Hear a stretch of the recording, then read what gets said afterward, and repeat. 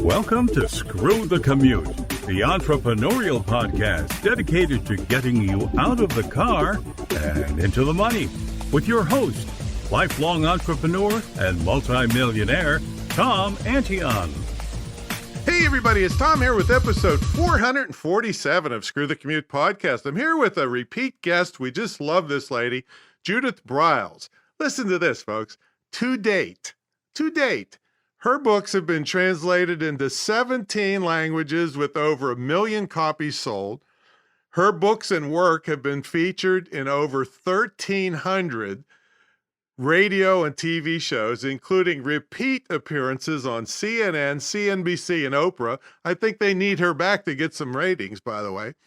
And her print publications that she's been in, Newsweek, People, Time, Wall Street Journal, USA Today, and she made it through being in the National Enquirer, so we'll have to hear about that.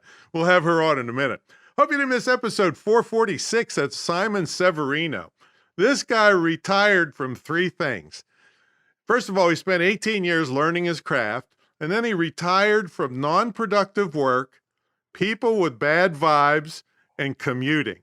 So we had him on Screw the Commute because he doesn't commute anymore. So that's episode 446.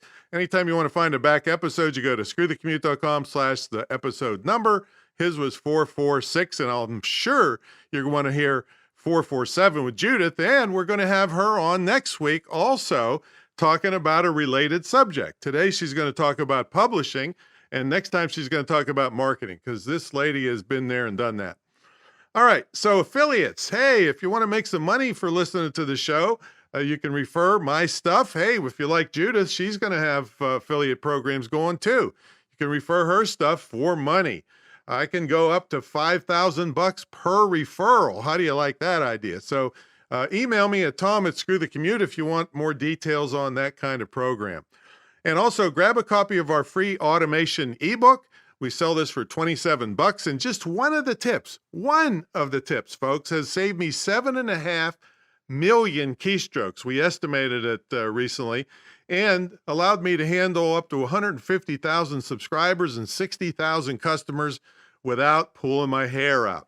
So grab that at screwthecommute.com/automate free. Screwthecommute.com/automate free. While you're at it, grab a copy of our podcast app at screwthecommute.com/app.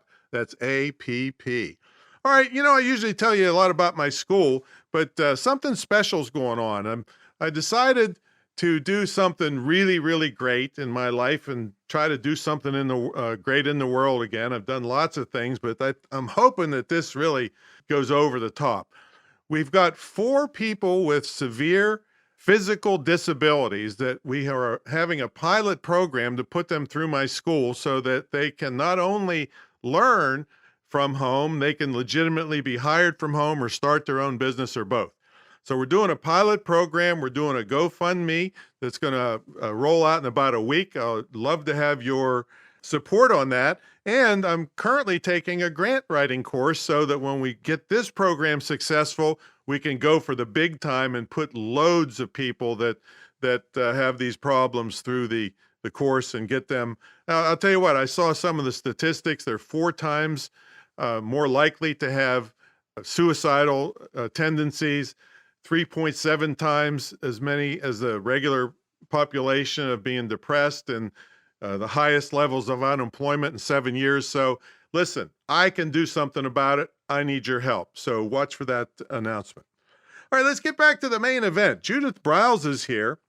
And in addition to having some secret sauce she might be kind enough to tell us about, she's an award-winning and best-selling author of 37 books, including over 45 book awards for her publishing marketing books. And just a sample of some of them: Author You, Creating and Building Your Author and Book Platforms; Snappy, Sassy, Salty, Wise Words for Authors and Publishers; The Crowdfunding Guide, that's what I'm doing right now, for authors and writers; How to Avoid Book Publishing Blunders, Bloopers, and Boo-hoos; and How to Create a $1 Million Speech. She's out of Colorado, and she's the founding partner in the Book Shepherd, a book publishing, consulting, and project management firm that works with authors at all stages of their book to create a book they never regret. Judith, are you ready to screw the commute? Well, I say. Yes, why not? Why not, huh? You only live once. Hey, thanks so much for taking the time. We've had you on before. People just loved you. So we're going to have you on this week and next week because these people are desperate for somebody that's been there and done that. So tell everybody what you're doing with publishing nowadays. Well, I continue to play and sometimes screw around with their heads, authors, because to try to screw them on right. Yeah, we love the screwing stuff around here. Yeah, I mean, that one of the big problems with authors, you and I have shared this a lot, is they just want to write. Yeah. I market, I can't market. Well, you got to get over that one fast. One of my favorite phrases, get over it. That you have got to grasp it. If you believe in your words, in your storytelling, in your solutions, your ahas, your concepts, you have to really embrace the Goit factor, get off your tush, or for the people who want to be more blunt, the Goya factor, get off your ass.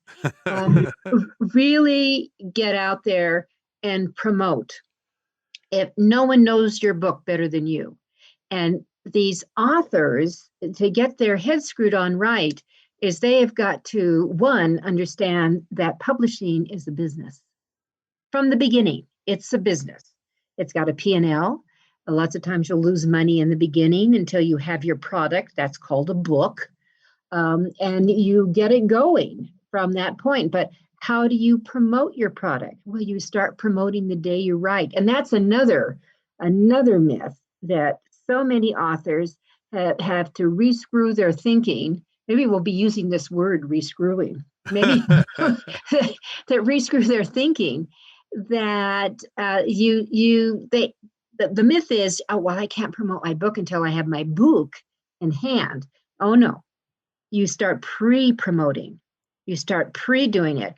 And one of the variables in this whole thing from publishing, it's changed so dramatically from when I was my first book came out in 1981, Tom. Wow. And it had 3 printings. It was with a New York publisher, 3 printings in 3 weeks. It did very well. And I was a kept author. I was well cared for, well kept, well paid. And I was also a snob and believed that only traditional, legitimate authors went the traditional publishing route. And that's just hogwash today. Yeah, all the rest of us were schmucks. Yeah, I was writing books in those days too. Schmucks.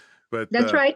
Oh, yes, and we look down on you. Yes, people. Of course. But the problem is that with 1.6 or more, those are with ISBNs published every year, and knowing that only 10,000 come out. Did you say 1.6 million? Is that what you said? Yep, 1.6 million that have an ISBN on them. Now we're not going to count the schmuck ones. Right. Exactly. All right. So 1.6, that 10,000 of that 1.6 is New York publishing. So even the odds of going to New York are very low. On top of that, and here's the latest data from 2020, that of the New York published authors, 98% of the published authors with New York sold less than 5,000 books. Jeez. Yeah, All right, now let's now we're starting to crunch money on here. And so traditionally what an author will make is, up to, they can make anywhere from, say, 8% up to 15%. And that's probably on a paper book. That you will get that with New York publishing. You only get paid twice a year. There's a 3-month lag and they hold back money because returns can come back. With that kind of lag, and that the 98%, so that means we leave out John Grisham, we leave out Dan Brown, we leave out David Baldacci, we leave out, the big boys. from the Pinks and Peters and all the big names in the nonfiction world, that you leave those out. They're the 2%, the 2% club, the 98% club, which most of us are going to be in. That means that you're lucky if you gross over the lifetime of your book $3,500 max. You know that when I did my John Wiley book, not only, well, I got a hefty advance at least, but then they started nickeling me and diming me to death. They wanted me to pay for graphics. They wanted me to pay for the indexing and just all kinds of stuff. It was like, are you kidding me? Yep. But that's the way it, is. And a nonfiction book, which I know a lot of our listeners here are nonfiction writers, that nonfiction books should have an index for simplicity. And I mean, there's shortcuts to make these, but you can also, pay to have one. And that was what you got hit with was very normal and is still very normal. But here's also what's changed. Back in my time when I started, my first, I did 18 books with New York before I saw the light and experienced the light. That what went on is that we had at least 6 months, six weeks to 2 months for a book to take root, to maybe some buzz starts, to stick to the wall. Today's publishing, and that really evolved a good 15 years ago, is what I call Velcro publishing. They publish, and they throw it at the wall. And if it sticks, okay, we'll support it. And if you slide down like a runny egg, within 2 weeks, it's adios. And you become history, and it's called next. And for authors who put in their heart and their soul, which you all do for these things, and to realize that you could be yesteryear before midnight, that's pretty tough. So the solutions are around that. Those of us back in the 80s that poo-pooed the self-publishing market or the vanity press, that's so evolved and changed. The sophistication that the independent publishers and the really high-end self-publishing entities are outselling in numbers what traditional publishing is done. And you're seeing a lot of very successful authors leaving the ranks and deciding, you know what, there's another way. And that's good news. Yeah, and throw in the ebook market. I mean, I haven't put out a physical book in 10 years. I don't know, it's more than that even. So there's so many options nowadays that just didn't exist back in the day. Well, we do have to recognize, say, I'm a believer, you kiss them all, you make them all. You make an audiobook, you make an ebook, you make a print book. That over 60% of all book sales are still in the print arena. And then the audiobook and ebooks are pretty close to where they're at. And I remember Jeff Bezos telling me years ago when I had a discussion with him at a writers' conference, and he said that they had found that when people bought the ebooks, it actually helped drive the print sales. Yep. They wanted to go back and get more. Yeah, and he's cleaned that Kindle mess up quite a bit, because in the early days, people were just stealing each other's books and putting a new cover and throwing it up there, and just a mess. But now it's really a force to be reckoned with. Mm-hmm. Yeah, they have done a lot. And I know there's a big love and hate thing out there for Amazon. My attitude is thank God for we authors for Amazon, because it has made so much possible that a lot of authors never would have seen the light of day. And yeah, there's hiccups. I get it. There's hiccups, but overall, they're the gorilla, and you better play with them. Now, you say there's 4 key factors in determining whether you should publish traditional or on your own. What's that all about? Well, when I think about that, the first is you got to ask, and these come up with questions that you should be looking very, very closely at. And the first really is that the key factors is you have to know who your book is for. I can't tell you how many authors have gone to mainstream publishing, or they're on their own, but they don't even know who in the hell they're writing for. Mm-hmm. And you better know who your market is, down to what toothpaste they use. Well, maybe not down that. Anyway, it's really important to know who you're writing for, what their habits are, what they love, what they hate, the emotional, what gets them into trouble, where do they work, are they male, female, what their ages are, etc. It makes a difference. And so that's a key factor in knowing should you go, because a traditional publisher is going to ask you that. If you know it from the beginning, it'll help make your decision on which way you go. The second is that you have got to ask yourself, are you willing to market your book? And here's what's changed hugely, Tom. Back when I started in 81, that they did everything for us. I mean, I was a kept author. They did the publicity, they did the promotion, they did the marketing, they sent me out, and they sent me checks. It was great.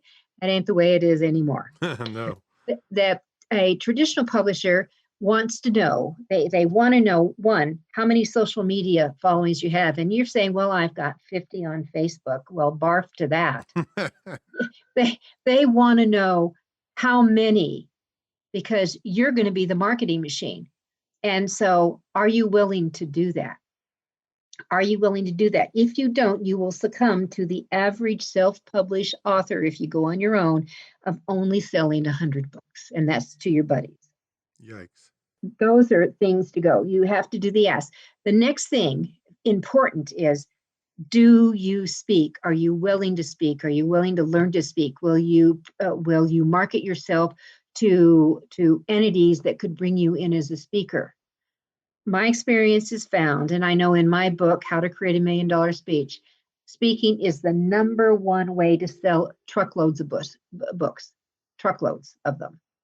And if you have that in your pocket right now, you shouldn't even consider a traditional publisher. You shouldn't even consider. What you do is you find out how to put together a good-looking quality book that you can get into the hands of a meeting planner or some group that will bring you in and pay you a fee, and the group buys your books. And there are some that will say, well, yeah, we've never paid anyone $5,000 before.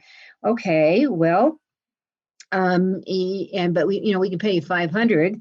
And here's what I would say to them. So you're asking me to make a donation of $4,500 to your group. What will I get in return? What will I get in return? And that stumps them, Tom. Then they have to start thinking. I mean, one time I got a new computer, but I always, I did speak for free at times, and I had to have someone who, that I had to feel some passion for it, like what you're doing with your disability group and what you're doing with your crowdfunding. There is a real passion in what you've done with to support your dogs and anything with four legs and these critters. Passion is in there. So if I had passion, boy, I become real malleable when working with someone. And then the other thing is, do I believe that there is someone who could hire me at full fee in that audience? So, and I remember one time being contacted by a group in Miami, and it was the Miami sewer people, some metropolitan thing. And they said, oh, we've never paid anyone $5,000. We can pay you $1,500. So I said, well, when I discount the group, I have to feel passionate about it. And I said, I just don't have it for the Miami sewer system. But who's attending? Is there someone who possibly could hire me for another deal?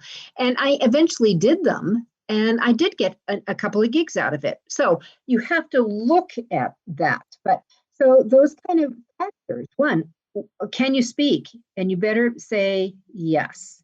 Number two, are you willing to ask for support and help? Three, you have to know why you're the go-to person to speak on this.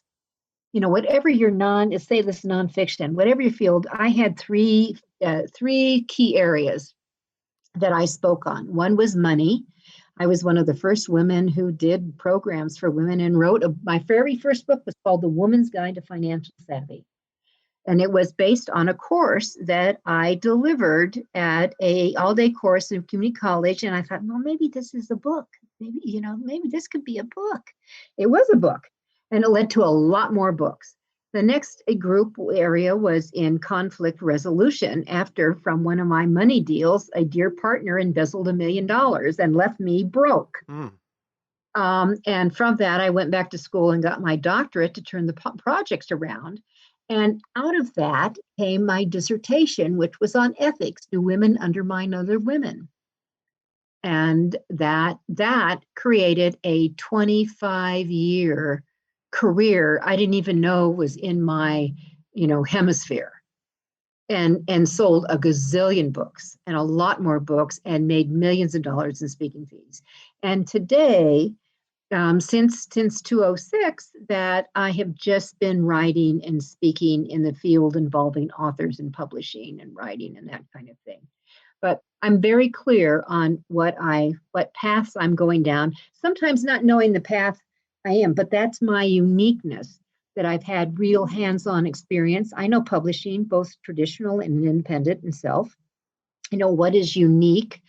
And you've got to look at that factor. What is really unique? What makes you set you out?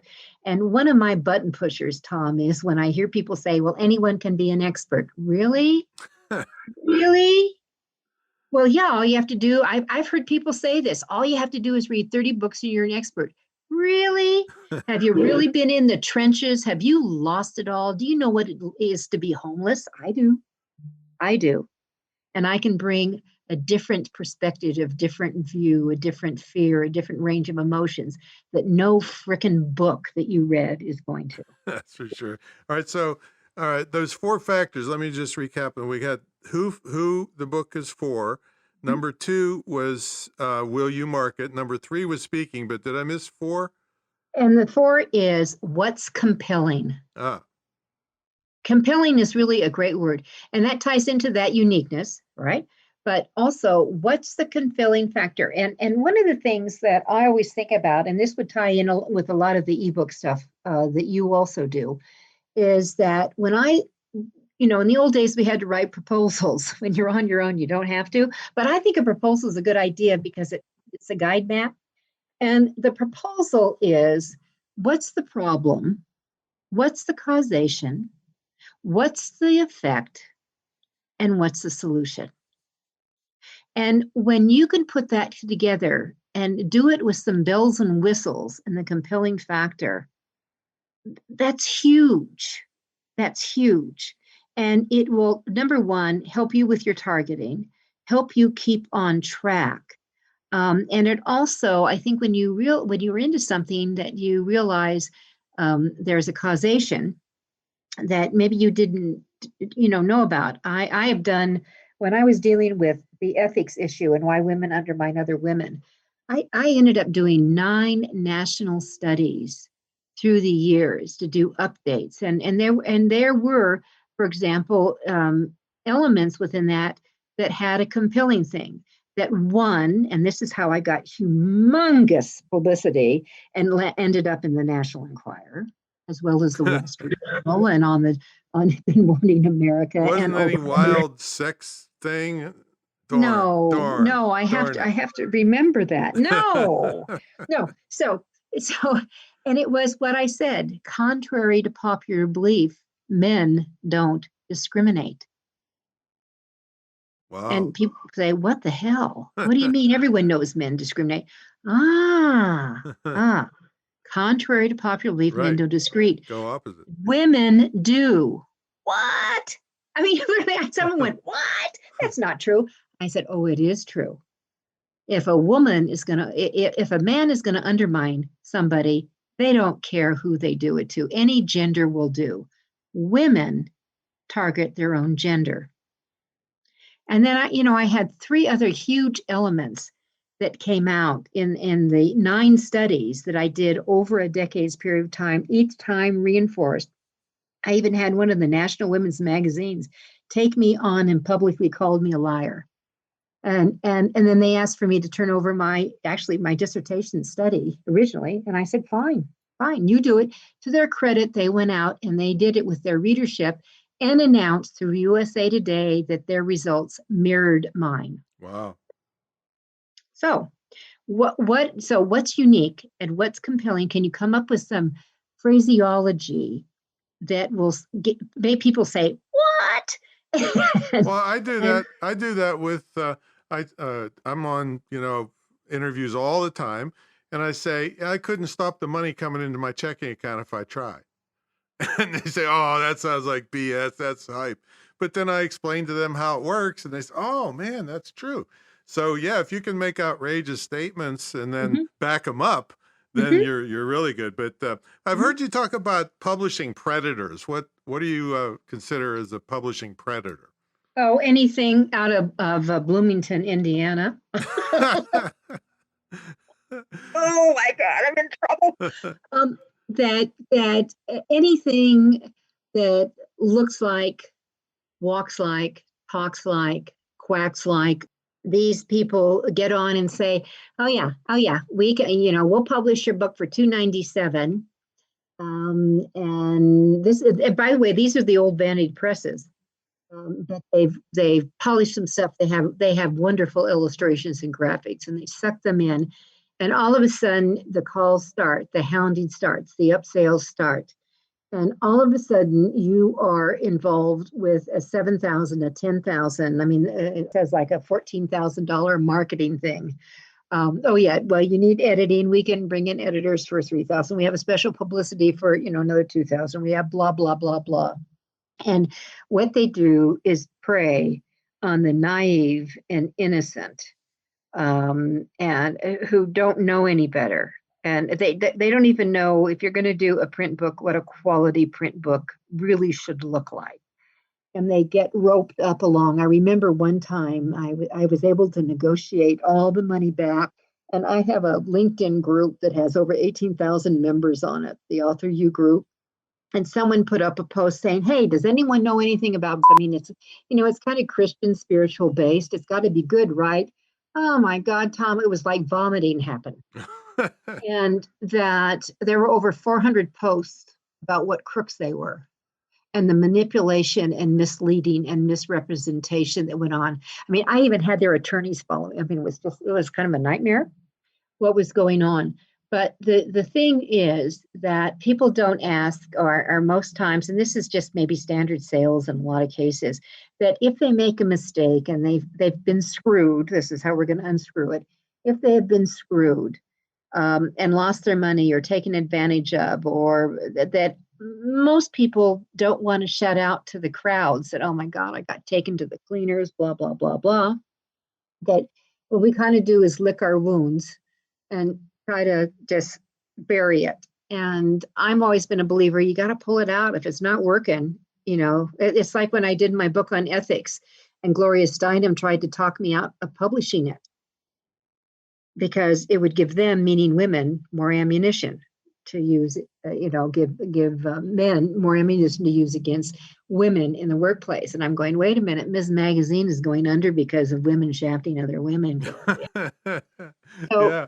No, I understand about the people, I have this TV show in development called Scam Brigade, and you're probably aware when I came out against some big speakers that were robbing people. Yeah, I remember that. Yeah, and I have a Harvard psychiatrist on my team and a forensic psychologist, and I ask them, why is it that these people, aren't going after the people that got robbed?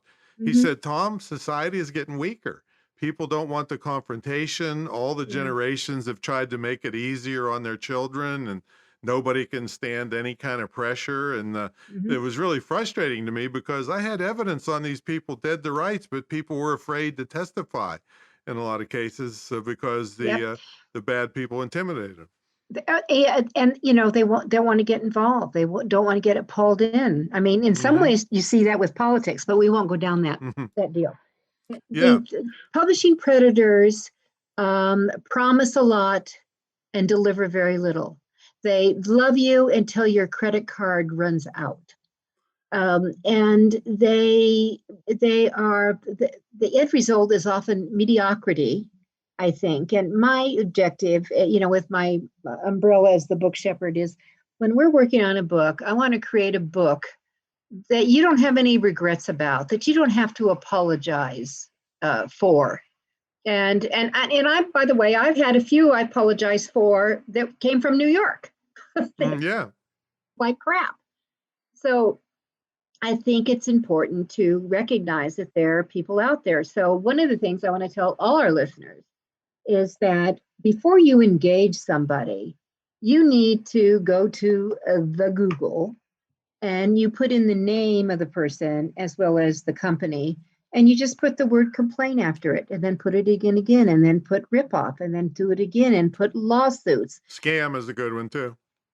Yep, and you've got that, and problems. You just go through it, and you don't stop on page 1, which is what 90% of most people do.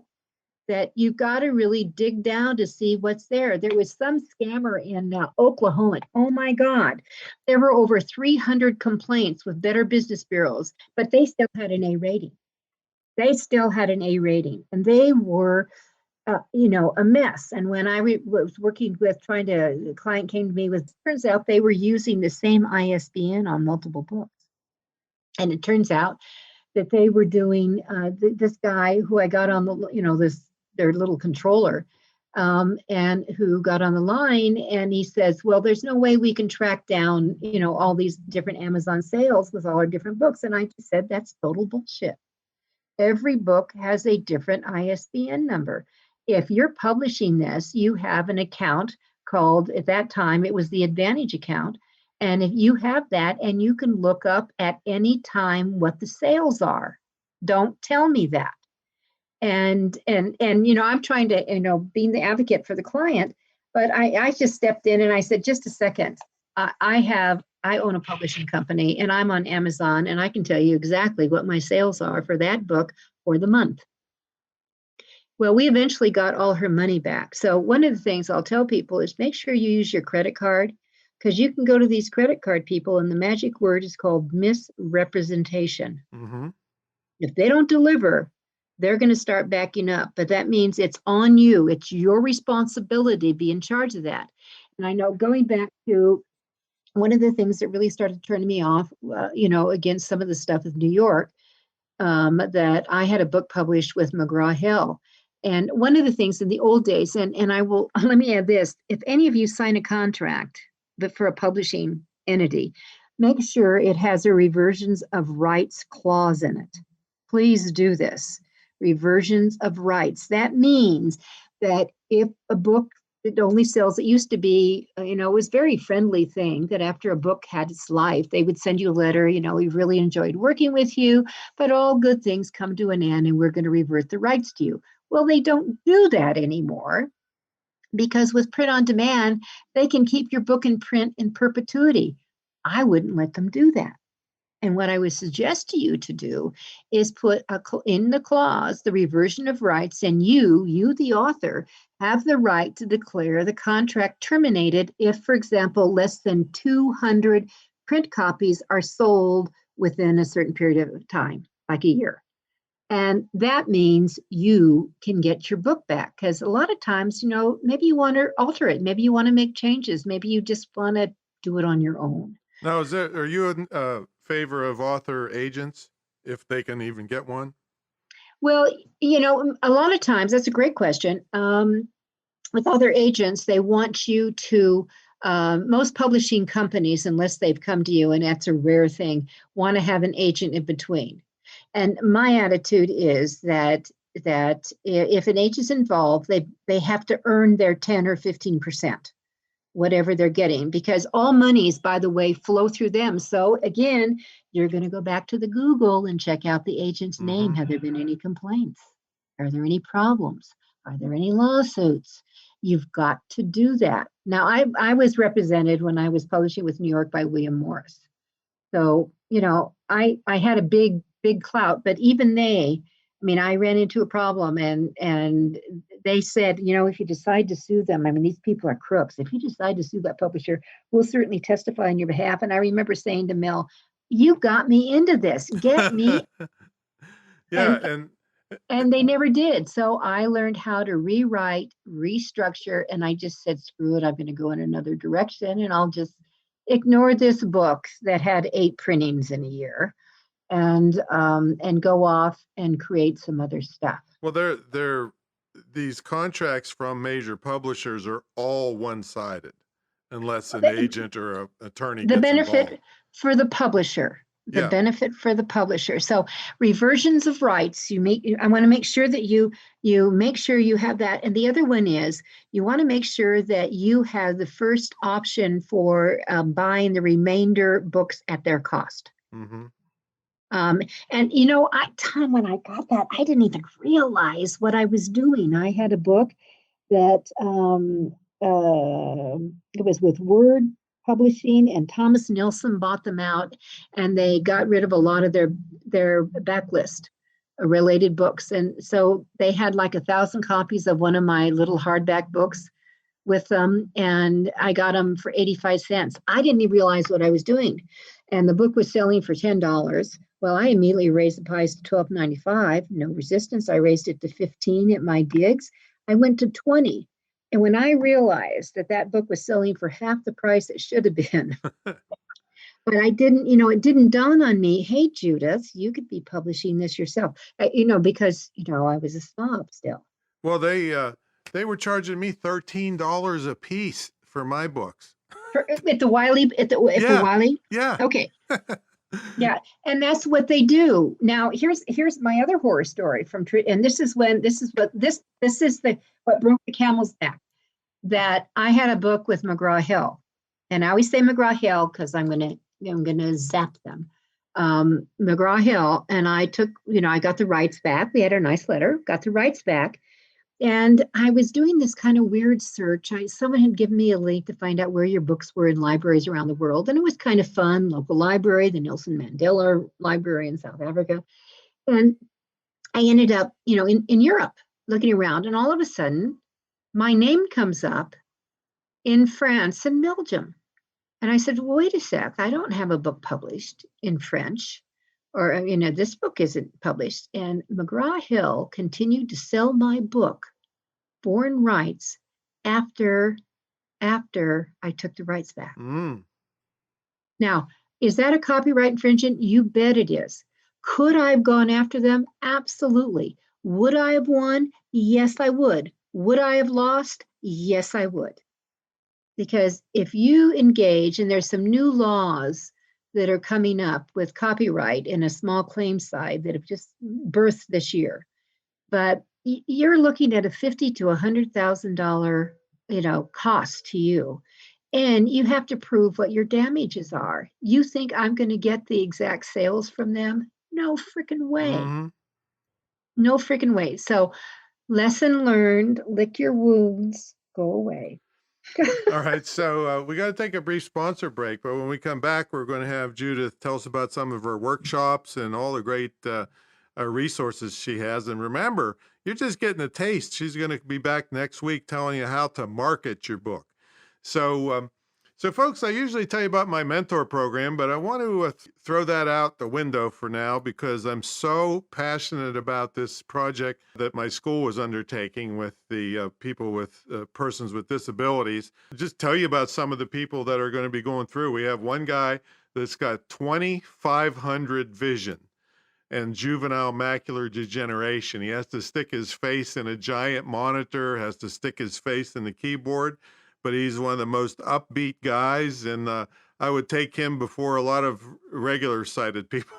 He's just so gung-ho to do this. So that's one. We have another lady with ankylosing spondylitis, where she has to wear this massive back brace and knee braces and hunched over all the time because of this crazy disease. Have another guy that's got diabetes in a walker. He's hunched over. Was vibrant in his careers, but prior to this, but it's really taken a toll. So he's got to stay home.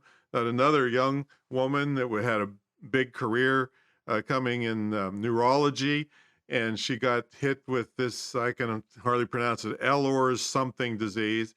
And then 2 other diseases hit her to the point where some days she got up and didn't know her name.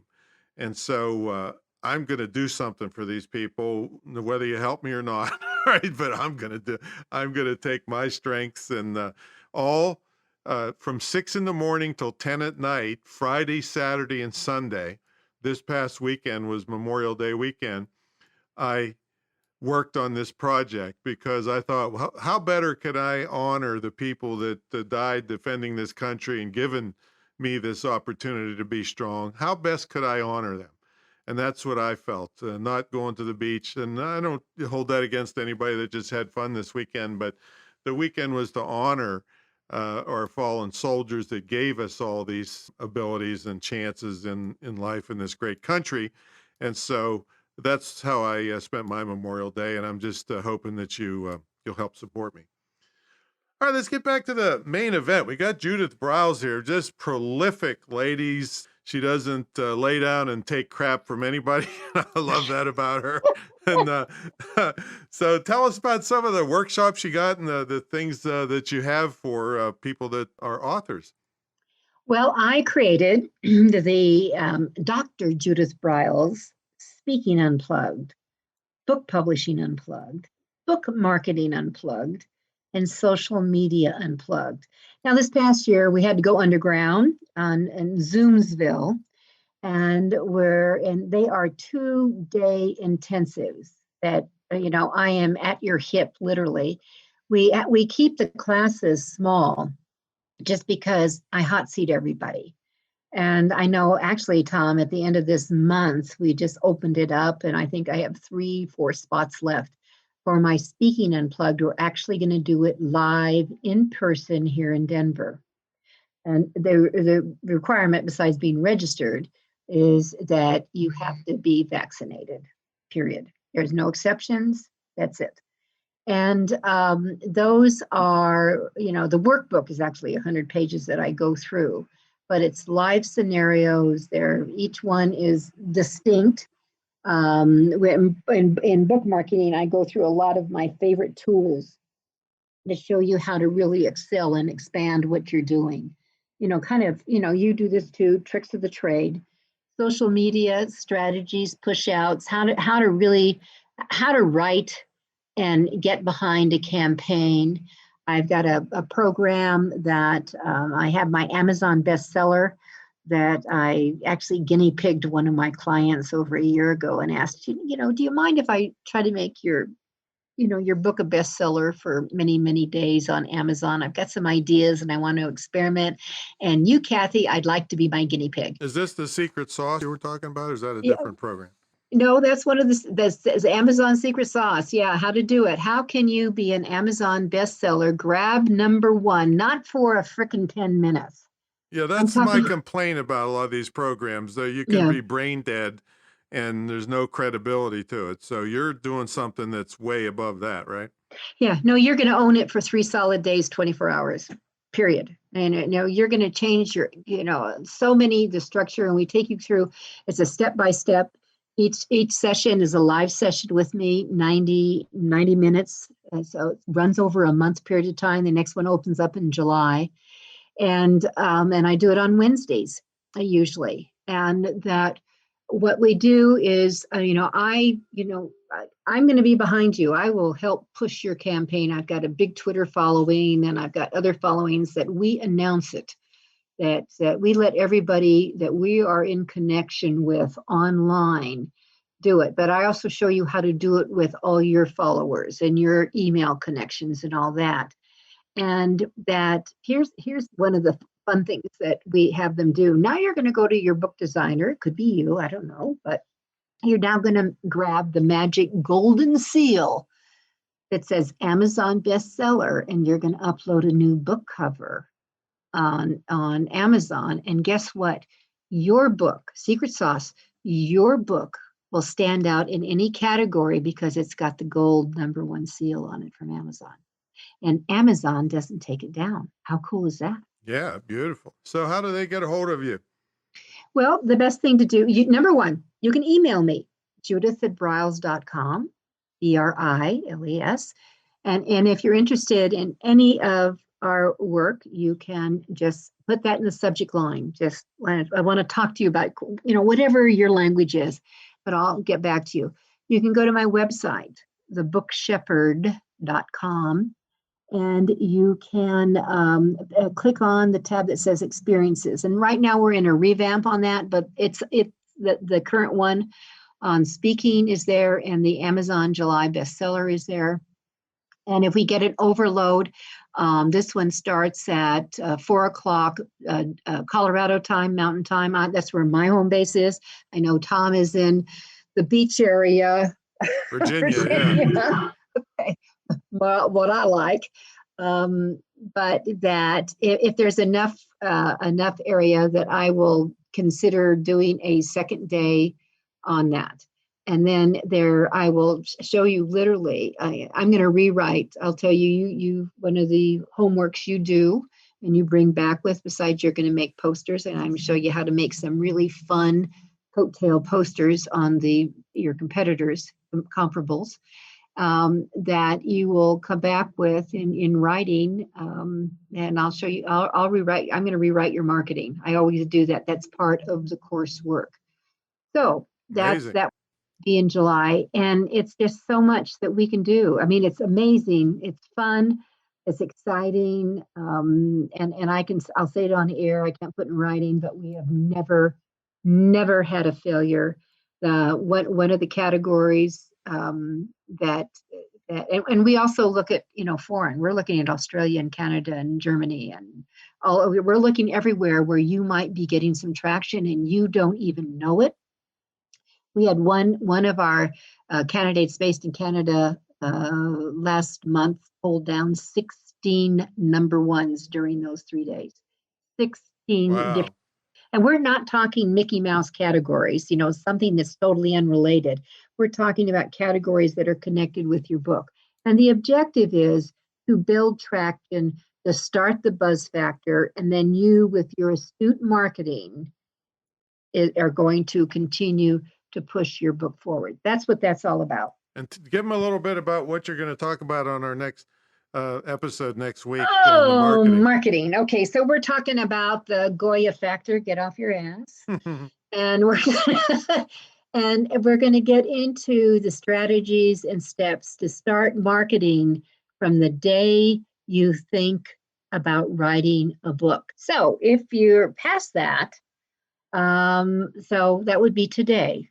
Then you bring it in. And we're going to talk about some strategies of what if your book is just kind of limping along? How do you rejuvenate it and get it going? And I'll bring in some of the key factors that you've got to do for all your social media. And for those of you who say, but I don't want to do social media, get over it, because it's the town hall. It's the town hall. And the other factor is, and I think, Tom, you and I are on the same boat here, is how important it is to have lead generators and opt-ins within your website, and how your website is the golden kernel in your basket. Beautiful, boy. Looking forward to that next week, folks. And here we go. So thanks so much for coming on, Judith. And we are going to have all of this stuff in the show notes so people can just click on it to go check out all your great unplugged stuff. And we will see you next week. Thank you.